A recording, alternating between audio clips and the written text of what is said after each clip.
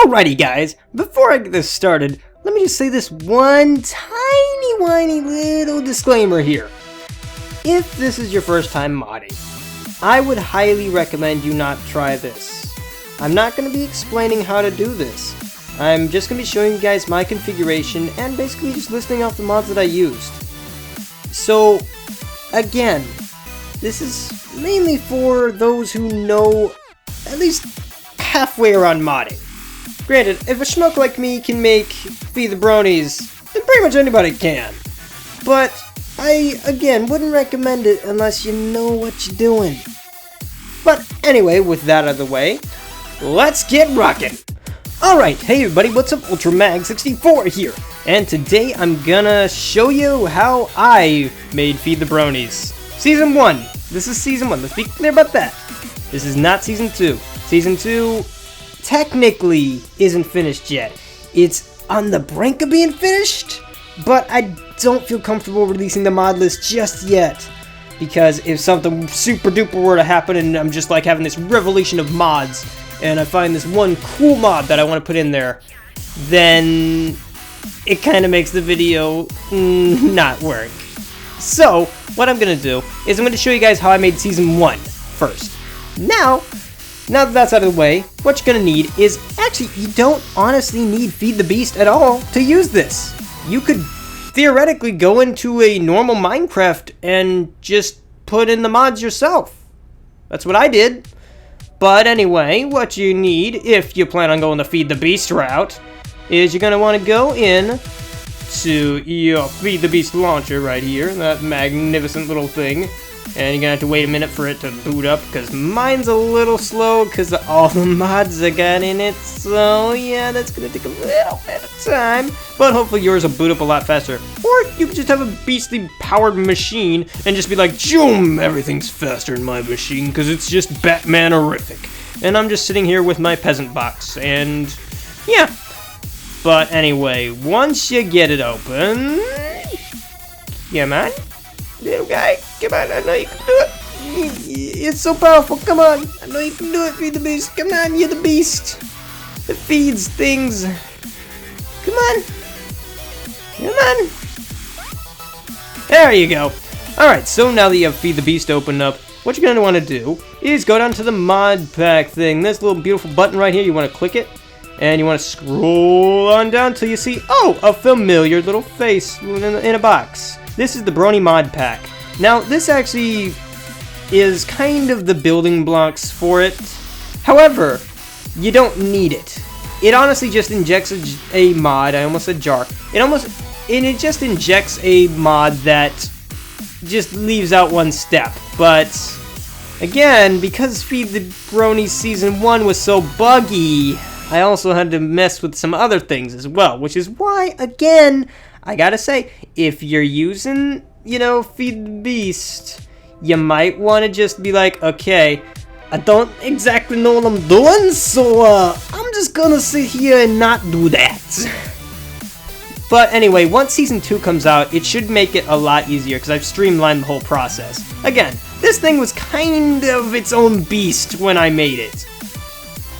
So, what you're gonna need is you're gonna need jammy furniture, backpack, extra biomes, My Little Pony, My Little Brony, mob amputations, mob dismemberment, and timber, damage indicators, inventory tweaks, light loader, forge, another version of My Little Pony, Optifine, Rainbow XP, core chicken mod, and not enough items. I know I went through that a lot faster than I probably should have, but if you're wondering what mods I used, link in the description down below to all of them. That's right, every single one in Feed the Beast Season 1, or Feed the Bronies Season 1, is down there. So, what you're going to need to do is you're going to need Forge. Forge is the building blocks of life in Minecraftville, and mods and stuff, so that's what I use.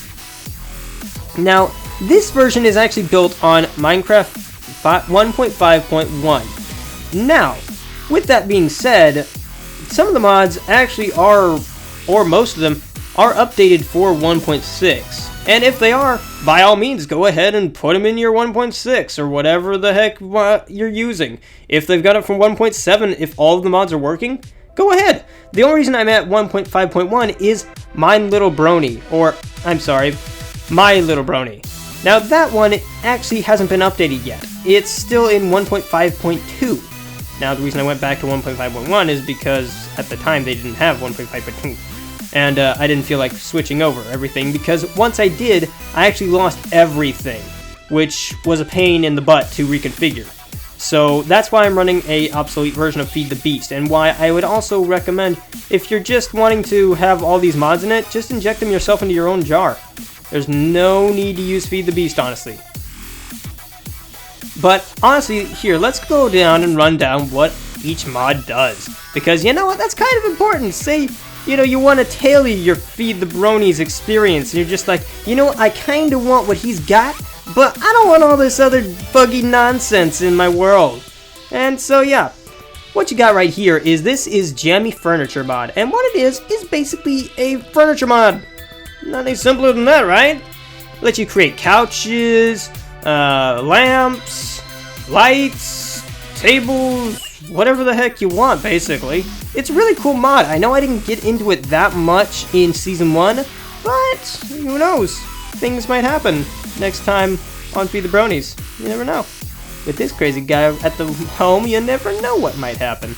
Now, this is Backpack. And what Backpack is, it's basically a backpack. And, yeah, it's like carrying a chest around you wherever you go. They even have a Ender backpack where it basically, if you lose it, it's okay. Just grab another one. You got all your stuff back. Next up is External Biomes XL. If, say, you are tailoring your experience to Feed the Bronies and don't want a completely vanilla experience of Feed the Bronies, I would highly recommend you not use this mod. The reason is, halfway through the series, I noticed that the ponies only spawn in vanilla Minecraft areas. And so what Extra Biomes did is it makes more biomes happen. And so, unfortunately, that causes ponies not to spawn everywhere you are. And so, yeah, it makes your world a lot more vibrant and a lot more vegetated and stuff. But you also lose out on most of your ponies. And finding them, as you probably saw in the series, is rather hard. So if you're looking for, you know, a lonely existence in a Minecraft world where you find maybe 1 or 2 ponies a week, go right ahead and use it. But if you're looking for the most ponies for your pony dollars, I would recommend not using external biomes. Next up, we have Mine Little Pony. Now, this is kind of the meat and potatoes of the mods, and so is the next one. So what this does is it turns your character into a pony. And that's it. You can actually choose your race by which skin you use. There's a special kind of skin that you have to have, and I know that the program I use called MC Skin 3D allows you to make make that special skin. And you can change it depending on where you put pixels and stuff. And I'm not gonna get into it right now, but just know that if you want to learn more, just go and Google. Google's your best friend right now. Next up is My Little Brony, I'm sorry. I get these two mixed up a lot. And what that is, that's kind of the heart of this. I almost say mod pack. It's not a mod pack. I injected these mods myself. This does not come in the mod pack. And so that's probably why Feed the Bronies Season 1 was so buggy. But anyway, what My Little Brony does is it spawns ponies into your world. It creates the vegetation that you saw me use a lot. And it makes changelings happen. It makes Timberwolves appear. Poison Joke, all this crazy wacky stuff. Oh, the Cloud Houses are also, this is the Cloud Houses right here. That's Mine Brony right there. That's it. And so yeah, that's basically what that mod is. It was the heart of Feed the Bronies. And honestly, why Feed the Bronies existed in the first place. So yeah, unfortunately this one is only updated to 1.5.2 as of this recording. Let's make that clear. I'm not in the future. Future me, if you go back and you can edit these videos, that's fine. But as of right now, the technology is beyond me. And so, yeah, that's the only thing holding you back from going into 1.6, 1.7, 1.8, 1. Whatever, is my little brony is not updated yet. Next up, we have mob amputation. Now, I actually get mob amputation and mob dismemberment a little bit confused because they're so similar. But basically, all you gotta know is both these mods are just aesthetics. They really don't change up your gameplay at all. I know that one allows you to dismember mobs by taking off their arms, and if you take off skeleton arms, then they can't shoot their bow. If you whack off somebody's head, then they instantly kind of die. But honestly, they're just aesthetics, so if you're like, I don't really want to watch mobs explode in blood and guts, then just go ahead and not use them. Next up, we have the voxel mods. Now, the voxel mods I never really used. The only one I really used was voxel map and voxel menu. Now, what voxel map is it's basically Rhea's mini-map. And so, if, say, you're using this on your vanilla jars, I would just suggest going with Rhea's mini-map. Because I couldn't find Voxel's map anywhere on the net, and I just didn't feel like tracking it down. And voxel menu basically just changes your UI. You know that neat little UI I had? Well, that was voxel menu. And it basically just makes Minecraft look a little different. So it honestly, again, is another aesthetic thing that, unless you really want it, I wouldn't even bother. But voxel map, again, I would recommend Rhea's mini-map if you're really wanting a mini-map. Next up, we have timber. Now, what timber does is timber makes my life a lot easier. So, timber, when you cut down one stump of log, you know how the whole rest of the tree is still standing. And we know in the real world, that doesn't exactly work. When you cut down a tree, it topples over. And so, what timber does is, when you cut down one piece of wood, the rest just fall off, too. And so, it makes harvesting wood a whole lot easier. Unfortunately, that can also cause some problems. As you saw in my first season, I chopped a piece of wood on my house, and then everything went wrong. So, yeah, I would recommend that mod, but just be careful. Next up is damage indicators. Now, damage indicators is a little handy mod, and what it does is it allows you to see your enemy's health. And what I use that for is just to judge how much damage I need to do. If I need to take out, my sword or my bow at the same time and just whack away. It's just something I like to use. Again, it's nothing crucial, but it's just nice to have. Moving on to the jar mods. Now, these mods are a little different. Here we have inventory tweaks. Now, inventory tweaks, as you may have known if you watched the series from all the way through, is something I didn't have originally in Feed the Bronies. Now, what it does is it makes item and inventory sorting so much easier. Like, just so easy. It's so easy to use. All you have to do is, when you install it, the hotkey, I believe by default, is R. And so what you can do is you open your inventory up and like, oh my goodness, I got all this junk. I got all the junk in my inventory. I need to sort this. Well, I gotta drag and drop, right? Right? We all been there. Well, what inventory tweaks does is when you hit R, it just sorts it out for you. It's just like, hey man, I know you ain't got time for this, but guess what? I am just an amazing little mod, and yeah, I'm just gonna sort all this for you. And so that's what it does. Next up, we have Light Loader. Now, what Light Loader does is it's just this little, it's the kind of thing you need for My Little Pony. So, again, it doesn't do anything, but you need it. Next up, I know I skipped down a few, is Optifine. Now, Optifine is basically your optimization master. This thing will help you run Minecraft so buttery smooth you won't even believe it's not butter. This thing is just a wonderful dream to use. I love this mod. This mod is probably the mod I use for everything. If it's Minecraft related, you can bet that Optifine's in it. So what Optifine does is it allows you to tailor Minecraft to your experience. Say you've got a lower end PC and you're just like, well, poo. I've got Minecraft on, but darn it all, I can't look at those fancy textures. Well, what you can do is you can mod and, try and get it to work and stuff, or you can just get Optifine.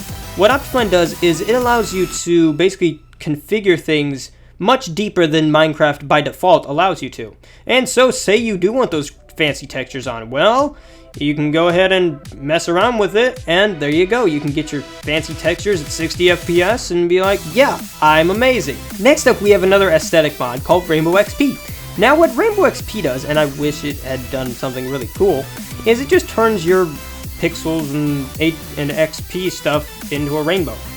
And that's it. It doesn't do anything else. The only reason I had it in there was because, hey, I like colors. Pretty colors. What do you want from me? Next up, we come to the core mods. Now, the core mods are just that, core to the experience. Not really. What we've got here is the Code Chicken Core. Now, Code Chicken Core is, again, another mod that is needed for other mods to run. And the only mod that it needs right now is Not Enough Items. Now, Not Enough Items is a fancy little mod. What it allows you to do is it allows you to basically have this gigantic list of everything in Minecraft. I mean everything. And what you can do is you can look up the recipes for that. That's what I used it for, at least. But also it can be a nasty little cheat tool if you really are into that. And I'll admit, I used it a few times. Not too proud of it. But yeah, that's basically what it does, is I use it for a recipe pack, and it's honestly cool. I like it. Unfortunately, I haven't been able to get it to run in 1.6 and above, but that could be something I'm doing on my side. It might not necessarily be the mod itself. But anyway, that's about it for Feed the Bronies Season 1 mods. Those are all of them. That's really it. Yeah, I know. It's just that easy, right? In all seriousness, I would not recommend this to beginners. I know that you guys are really excited and you're just like, oh my gosh, I love Feed the Bronies. I really, really, really want to make it into my own world and have my own fun and my own adventures. I know you do. That's why I'm here. Because without you guys and without the success of Feed the Bronies, where would I be, right? Nowhere. But I would not recommend you trying this unless you know your way around modding and know how to configure things and know how to make everything all sparkly and clean and whatnot. That being said, however, I do want to reveal something about Feed the Bronies Season 2 that most of you probably don't know. Feed the Bronies Season 2 is going to have around 16 new mods. Some are returning favorites and some aren't, and I'm not quite ready to show them to you yet. But know that when Feed the Bronies Season 2 does start, that every mod that I use will be in the description of every video. And not only that, but it's also very tailored and streamlined. Not only that, but it's also not even in Feed the Beast anymore. It's actually in a vanilla jar. So I've made it so easy for you that basically any schmuck with a Minecraft account can make it now. But anyway, guys, I hope you stay tuned for more of Feed the Bronies Season 2. I know the wait's been long, but hopefully we're coming to the tail end of it. But anyway, guys, I hope you enjoyed. I hope you have a fantastic day. But anyway, guys, I'm UltraMag64. Remember, don't feed those parasprites. And as always, happy gaming. I'll check you guys next time.